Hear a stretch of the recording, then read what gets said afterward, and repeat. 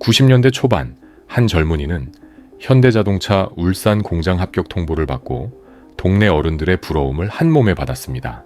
부모님은 아들이 평생 안정된 길을 걷게 됐다며 안도의 한숨을 내쉬었고 주변에서는 축하 인사가 끊이지 않았습니다. 그만큼 현대차 생산직은 고임금과 철저한 정년 보장, 그리고 사회적 존경이 따르는 직장이었습니다. 하지만 현재 그 울산 공장 내부에서는 이상한 이중성이 감지되고 있습니다. 임금 테이블과 복지 수준은 여전히 최상위권을 유지하고 있지만 현장에서는 전혀 다른 이야기가 흘러나옵니다. 일부 근로자들은 사내 게시판에 테슬라와 중국 전기차 브랜드의 기술력이 두렵다는 글을 남기고 있습니다. 또 다른 이들은 회사의 미래 전략이 불투명하다며 자녀 세대에게는 이 일을 권하지 않겠다는 말까지 합니다. 겉으로는 안정적이지만 속으로는 불안이 증폭되는 모순, 이것이 바로 지금 울산 공장이 직면한 현실입니다. 오늘 영상에서는 한때 킹산직으로 불리던 현대자동차 생산직이 왜 이런 위기를 맞고 있는지 분석해 보겠습니다. 이 현상을 이해하려면 먼저 1987년 여름 뜨거운 노동투쟁 현장으로 돌아가야 합니다. 당시 우리나라 공장들은 하루 12시간 이상 근무가 일상이었고 안전장비 없이 위험한 작업이 계속됐습니다. 작업 중 다친 동료가 제대로 보상받지 못하고 해고되는 일도 허다했고 노동자들은 목소리조차 낼 수 없었습니다. 그해 6월 민주화 열기 속에서 공장 노동자들은 마침내 거리로 나섰고 집단 행동을 통해 자신들의 권리를 요구했습니다. 그 투쟁 끝에 노동조합이 탄생했고 처음으로 회사와 대등한 협상 테이블에 앉을 수 있게 되었습니다. 노조 설립 이후 임금은 빠르게 상승했고 작업 환경도 점진적으로 개선되기 시작했습니다. 그러다 1997년 IMF 외환 위기가 터졌고 대한민국 전체가 경제적 충격에 휘청거렸습니다. 많은 기업이 파산하거나 해외에 매각되는 동안 현대자동차는 구조조정을 거쳐 살아남았습니다. 노동자들은 당시 일부 양보와 희생을 감수했고 회사가 무너지지 않도록 자신들도 기여했다는 자부심을 갖게 됐습니다. 2000년대 들어 현대차는 빠른 속도로 글로벌 시장을 공략하며 세계 5위 자동차 제조사로 도약했습니다. 생산직 노동자들은 자신들이 만든 차가 뉴욕과 런던, 도쿄 거리를 달리는 모습을 보며 보람을 느꼈습니다. 그들의 노동이 단순한 조립이 아니라 대한민국의 글로벌 경쟁력을 만드는 핵심 동력이라는 인식이 뿌리내렸습니다.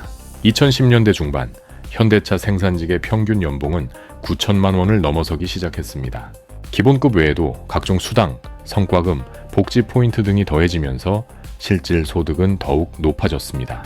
울산 지역 은행에서는 현대차 사원증만 제시하면 대출금리 우대와 한도 확대가 자동으로 적용됐습니다. 부동산 중개 업소에서도 현대차 재직 증명서를 가져오면 임대인들이 먼저 환영했고 계약이 수월하게 진행됐습니다. 아이들 교육비 지원, 의료비 보조, 주택 자금 대출 지원까지 더해지면서 현대차 생산직은 안정된 중산층의 상징이 되었습니다. 이 모든 조건들이 결합되면서 킹산직이라는 이미지는 사회적으로 확고하게 자리 잡았습니다. 하지만 그 이면에서는 매년 반복되는 파업이 사회적 논란을 불러일으키기 시작했습니다. 회사 실적이 좋을 때는 더 많은 이익 배분을 요구했고 실적이 나쁠 때는 고용 보장과 임금 동결 반대를 외쳤습니다. 이런 패턴이 계속되면서 대중은 노조가 상황에 따라 유리한 논리만 선택한다는 인상을 받게 되었습니다. 특히 정년 퇴직자 자녀를 우선 채용하는 제도가 언론에 공개되면서 논란은 폭발적으로 커졌습니다. 공정한 경쟁을 중시하는 젊은 세대는 이를 세습적 특권으로 받아들였고 SNS에서는 비판 여론이 들끓었습니다. 노조는 과거 투쟁과 회사 기여를 근거로 이 제도를 방어했지만 사회적 공감을 얻지 못했습니다. 여론과 노조 인식 사이의 격차는 점점 벌어졌고 대중은 현대차 노조를 기득권 집단으로 인식하기 시작했습니다. 더 큰 문제는 같은 공장 안에서 일하는 사람들 사이에도 깊은 골이 생겼다는 점입니다. 정규직과 비정규직이 같은 라인에서 같은 작업을 하지만 임금은 2배 이상 차이가 났습니다. 비정규직은 계약 기간이 끝나면 언제든 떠나야 했지만 정규직은 정년까지 보장되는 구조였습니다. 노조는 비정규직의 정규직 전환을 주장하기도 했지만 실질적 보호는 정규직 중심으로 이루어졌습니다. 이로 인해 현장 내부에서 불만과 분열이 누적됐고 노조의 대표성에 대한 의문도 커졌습니다. 2020년대 들어 경영진은 여러 컨설팅 보고서를 통해 충격적인 데이터를 확인하게 됩니다. 울산 공장의 시간당 생산량은 현대차 미국 엘라베마 공장에 비해 현저히 낮은 수준이었습니다. 차량 한 대를 만드는 데 걸리는 시간 역시 해외 공장보다 몇 시간씩 더 소요되는 것으로 나타났습니다. 이 차이는 단순히 노동자의 숙련도 문제가 아니었습니다. 해외 공장은 자동화 비율이 높고 생산 라인 재배치와 설비 교체가 신속하게 이루어졌습니다. 반면 울산에서는 작은 공정 변경 하나에도 노조와의 협의가 필수였고 그 과정에서 수개월이 소요되곤 했습니다. 경영진은 의사결정의 경직성이 생산성을 저해하는 구조적 원인이라는 결론을 내렸습니다. 게다가 최근 10년간 파업으로 인해 생산하지 못한 차량 대수는 수십만 대에 달했습니다. 이로 인한 직접적 매출 손실은 수조 원 규모로 추산됐고 금융 보고서에도 반영되었습니다. 하지만 진짜 문제는 눈에 보이는 숫자가 아니라 시장 타이밍을 놓친 데 있었습니다. 신차 출시가 몇 달 늦어지면 경쟁사의 시장 점유율을 빼앗기고 소비자 관심도 식어버립니다. 특히 전기차처럼 기술과 트렌드가 빠르게 변하는 분야에서는 몇 개월의 지연이 치명적입니다. 파업으로 출시가 미뤄진 전기차 모델은 경쟁 제품에 밀려 기대만큼 판매되지 못했고 브랜드 이미지에도 타격을 입었습니다. 이와 동시에 연구개발 부문에서도 근본적인 변화가 일어나고 있었습니다. 과거 현대차의 강점은 내연기관 엔진과 변속기 기술이었고 이를 기반으로 세계 시장에서 인정받았습니다. 하지만 전기차 시대에는 엔진이 사라지고 배터리와 모터, 그리고 소프트웨어가 핵심 경쟁력이 되었습니다. 테슬라는 자동차를 소프트웨어 플랫폼으로 정의하고 주행 데이터를 수집해 자율주행 알고리즘을 지속 개선했습니다. 중국의 BYD와 같은 전기차 업체들은 배터리 통합 설계와 충전 인프라 확보에서 빠르게 앞서 나갔습니다.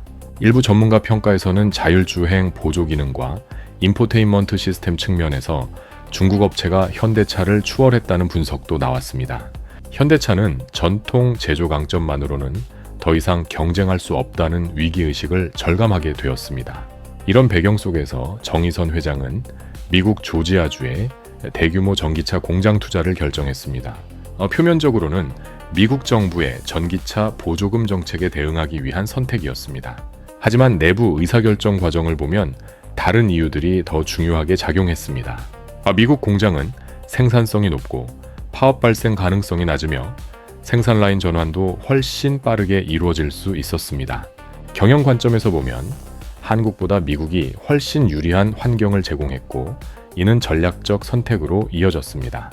동시에 현대차는 로봇 전문 기업 보스턴 다이내믹스를 인수하며 미래 공장 청사진을 그리기 시작했습니다. 메타플랜트 아메리카 계획은 고도로 자동화된 무인 생산 시스템을 목표로 설계되었습니다.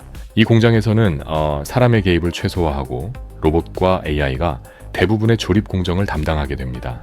이런 체계에서는 파업이 생산에 미치는 영향이 극도로 제한되고 정년이나 고용 세습 요구도 의미를 잃습니다. 결국 한국 생산직 인력의 역할은 점차 축소될 수밖에 없는 구조가 만들어지고 있는 것입니다. 이 시점에서 우리는 유럽의 한 자동차 회사 사례를 살펴볼 필요가 있습니다. 폭스바겐은 오랜 기간 내연기관 중심 전략을 고수하며 전기차 전환을 미뤘습니다. 디젤게이트 스캔들로 브랜드 신뢰가 무너졌고 글로벌 소비자들은 폭스바겐을 외면하기 시작했습니다. 중국 시장에서는 현지 전기차 브랜드에 밀려 점유율이 급락했고 수익성은 악화일로를 걸었습니다. 설상가상으로 독일 본사 공장은 고비용 구조와 경직된 노사관계로 인해 경쟁력을 잃었습니다. 결국 폭스바겐은 독일 내 일부 공장 폐쇄를 검토하는 상황까지 내몰렸습니다. 이 사례는 기술과 시장 변화에 늦게 대응한 자동차 기업이 어떤 말로를 맞는지 적나라하게 보여줍니다. 현대차와 폭스바겐은 여러 측면에서 놀라울 정도로 유사한 패턴을 보이고 있습니다. 두 회사 모두 내연기관에서 전기차로의 전환이 경쟁사보다 늦었고 중국 업체의 급부상에 대응이 미흡했습니다. 강한 노조와의 갈등 구조, 그리고 생산 기지를 해외로 확대하는 전략 역시 일치합니다. 하지만 폭스바겐은 유럽이라는 거대한 내수 시장을 가지고 있는 반면 현대차는 한국 시장 의존도가 높습니다. 따라서 구조적 충격이 닥쳤을 때 현대차가 더 취약할 수 있다라는 경고가 전문가들 사이에서 나오고 있습니다. 실제로 현대차 내부에서는 이미 변화의 징후가 뚜렷하게 감지되고 있습니다.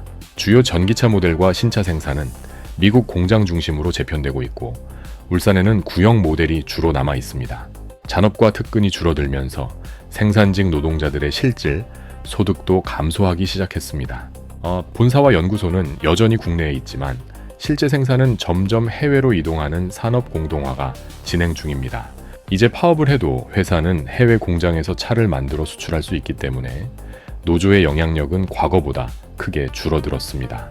하지만 노조는 여전히 과거의 성공 경험에 기대어 강경투쟁을 이어가고 있고 이는 회사 대응과의 괴리를 더욱 키우고 있습니다. 지금 현대차 노조 앞에는 두 가지 선택지가 놓여 있습니다. 하나는 과거 방식의 투쟁을 고수하며 단기 이익을 지키려는 길입니다.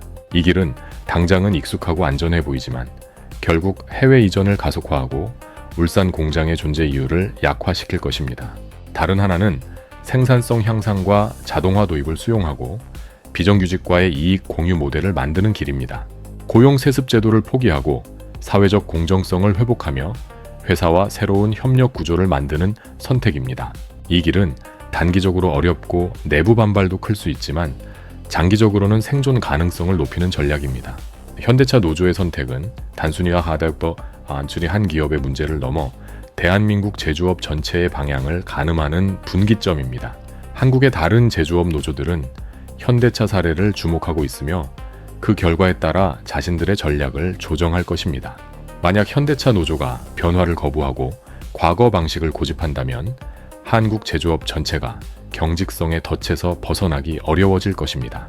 반대로 협력과 혁신의 길을 선택한다면 이는 한국 노사관계의 새로운 모델이 되어 제조업 경쟁력 회복의 신호탄이 될 수 있습니다. 지금 울산 공장에서 벌어지는 일은 단순한 노사 갈등이 아니라 대한민국 경제의 미래를 결정짓는 역사적 순간입니다.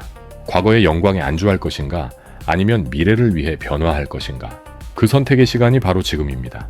현대차 노조가 내리는 결정은 수만 명의 일자리뿐 아니라 다음 세대의 산업 생태계를 좌우할 것입니다. 변화는 두렵지만 변화하지 않는 것은 더 위험합니다. 기술 혁신과 글로벌 경쟁 속에서 과거의 방식만으로는 더 이상 생존할 수 없습니다. 현대차가 다시 한번 세계 무대에서 경쟁력을 인정받으려면 생산 현장부터 혁신이 시작되어야 합니다. 그 혁신은 노조와 경영진이 함께 만들어가는 협력의 결과여야 합니다. 일방적 양보가 아니라 미래 지향적 상생 모델을 설계하는 지혜가 필요합니다. 지금 울산 공장에서 일어나는 변화는 단지 현대차만의 이야기가 아닙니다. 이는 대한민국이 제조업 강국으로 남을 수 있을지 아니면 쇠퇴의 길로 접어들지를 가르는 시험대입니다. 전 세계가 지켜보는 가운데 한국의 노사가 어떤 선택을 할지 주목하고 있습니다. 폭스바겐의 전철을 밟을 것인지 아니면 새로운 모델을 창조할 것인지는 우리의 선택에 달려 있습니다. 역사는 용기 있는 결단을 내린 이들을 기억하고 변화를 두려워한 이들을 교훈으로 남깁니다. 지금 이 순간 현대차 노조와 경영진 모두에게 역사적 책임이 주어져 있습니다. 그들의 선택은 개인의 이익을 넘어 국가 경제와 다음 세대의 미래에 직결됩니다. 변화는 고통스럽지만 그 고통을 견뎌낸 자만이 새로운 시대를 열 수 있습니다. 현대차가 다시 한번 기적을 만들어낼 수 있을지 그 답은 곧 드러날 것입니다. 우리는 그 과정을 지켜보며 대한민국 제조업의 미래를 함께 고민해야 합니다. 한 기업 노조의 선택이 국가 전체의 운명을 바꿀 수 있다는 사실을 잊지 말아야 합니다. 지금 필요한 것은 과거에 대한 향수가 아니라 미래를 향한 용기입니다. 영상이 유익하셨다면 구독과 좋아요, 댓글로 여러분의 생각을 들려주세요. 시청해주셔서 감사합니다.